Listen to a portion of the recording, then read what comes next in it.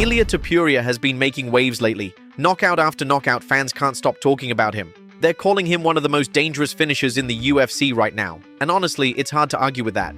But not everyone's on board. There's still a group of critics out there trying to downplay his success. They nitpick, trying to find reasons to discredit him. Up until now, most of that hate came from random fans online. But now things have changed. Two UFC legends, TJ Dillashaw and Rampage Jackson, have stepped in with some strong opinions. They made sure to say that they respect Ilia and aren't trying to discredit his achievements, but they did point out something interesting, something that got a lot of attention. They said Ilia's dominance isn't just about what he's doing right, it's also about what his opponents are doing wrong. According to them, nobody has shown up with the right game plan. His opponents keep fighting him in close boxing range. And that's where Ilia is deadliest. That's his world, his power, his timing. It's all built for that range. So yeah, he's elite. But maybe, just maybe, his opponents have made it a little too easy for him by walking straight into the fire. If you're into the technical side of MMA and want to hear their breakdown for yourself, check this out. Someone that's not going to play that middle ground. Like right here is where I don't want to be with Topuria. Right? I want to be here. I want to land my kicks.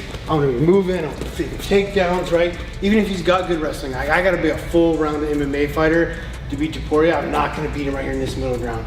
This is where he's the best. Why be there? I want to be at kicking range. For me personally, I want to be somewhere where I can kick, because now like I'm this much further away, it's going to be harder for him to get to me. I'm going to move around. I'm going to get him to grapple to make him tired. Hey, I'm a big fan of Topuria, and I hate that I'm going to say this, but what he just said is 100% right, because what is Topuria's #1 weakness? Head kicks.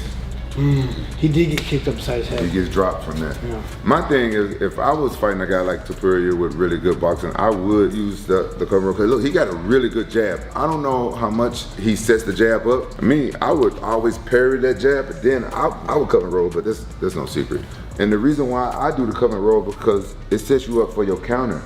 And most people, they punch, and they like this a lot of times. Khabib Nurmagomedov just couldn't keep the news in. During a recent Q&A with fans outside New York City, he casually dropped a bombshell. Islam Makhachev's next fight is happening at Madison Square Garden. That's right, Islam will headline UFC 322 this fall. Unless something changes last minute, he's set to fight Jack Della Maddalena on November 15th. And it's not just another title defense. Islam is going for history. After dominating the lightweight division and even surpassing Khabib's legendary title defense streak, he's now chasing a second belt. Welterweight gold is next on his list. It's no secret, Islam's the heavy favorite here. Jack Della Maddalena is no slouch though. The Aussie has serious striking skills and a well-rounded MMA game. Some experts think his size and striking could be a real challenge for Islam. Others believe Islam's elite grappling and physical strength will be too much. So what do you think? Can Islam become a two-division champion at MSG? Or is JDM about to crash the Dagestani party? Let us know in the comments. Here in New York. Come on, guys!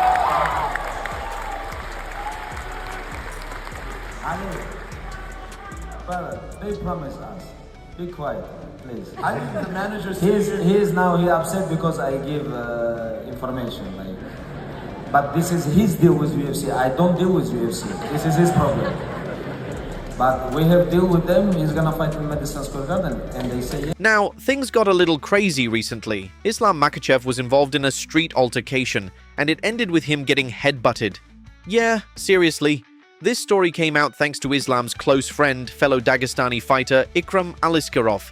You probably remember Ikram. He's had a solid career, even though he's taken some tough losses, including knockouts from Khamzat Chimaev and Robert Whittaker.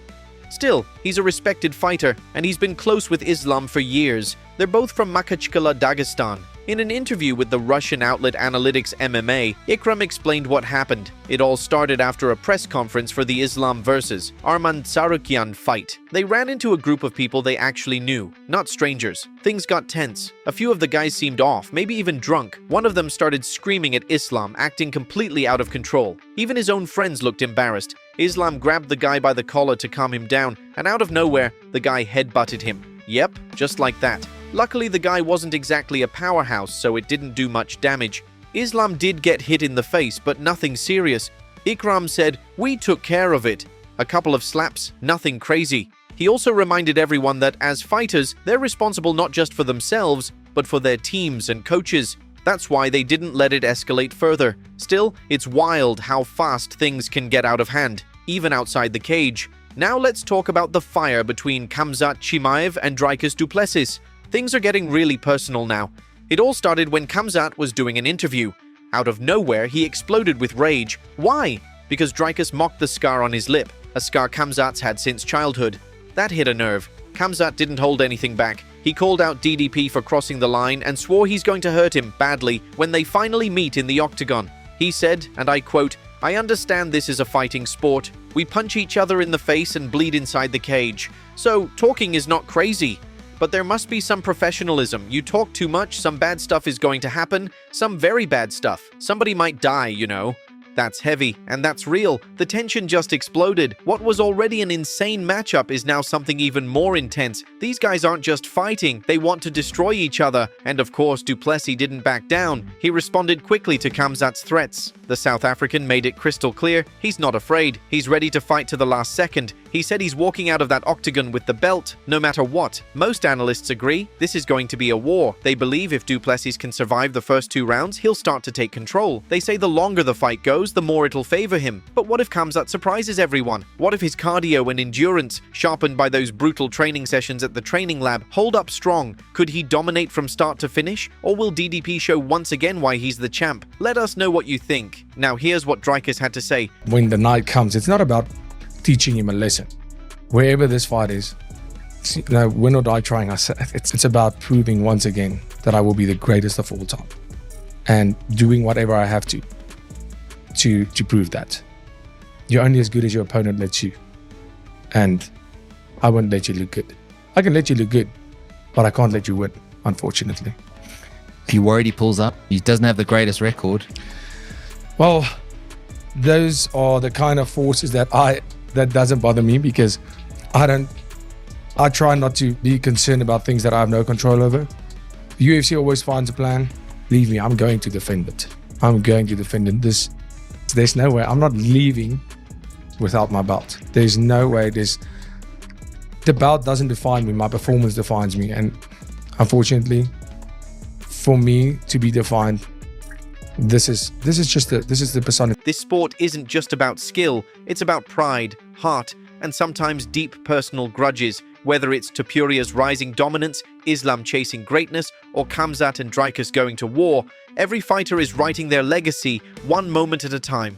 We're witnessing real emotions, real stakes, and real consequences. And that's why we watch. Because in MMA, anything can happen, inside or outside the cage. Thanks for sticking with us. If you felt the intensity, drop your thoughts in the comments. Like, subscribe, and we'll keep bringing you the rawest stories from the fight world every single day.